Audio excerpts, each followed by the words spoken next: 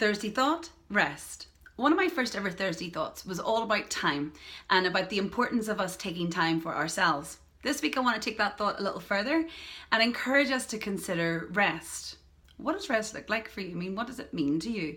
You know, for me, I'm the kind of person that's all about fast tracking and streamlining and multitasking. So I'll be walking home whilst talking to a friend on the phone, using my lunch times to encourage a loved one, filling my evenings with catch-ups, weekends with lots of fun. You know, obviously within that, I'm taking time for myself, but that doesn't necessarily mean that I'm resting.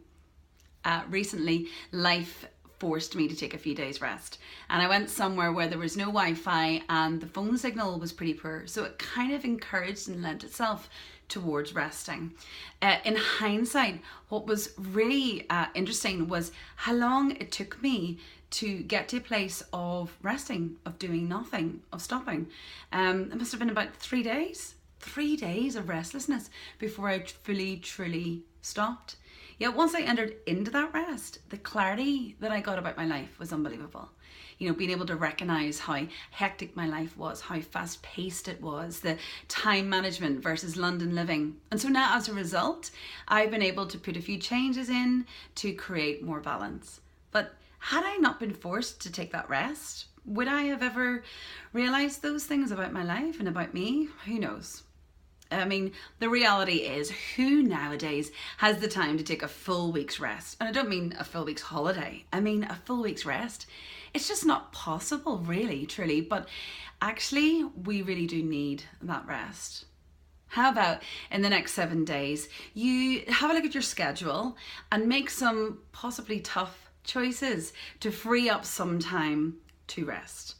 And that might mean saying no to certain events. It might look like 30 minutes whilst the baby's sleeping. It might even just be 10 minutes away from the office desk. And even that rest itself might initially feel uncomfortable. It might feel like a waste of time. You may feel restless. It might be full of distraction. But the more that you practice it, the more comfortable you'll become with rest. And then, like me, the more you'll realize how important it is in our day-to-day lives and just how much it's needed. So have a go.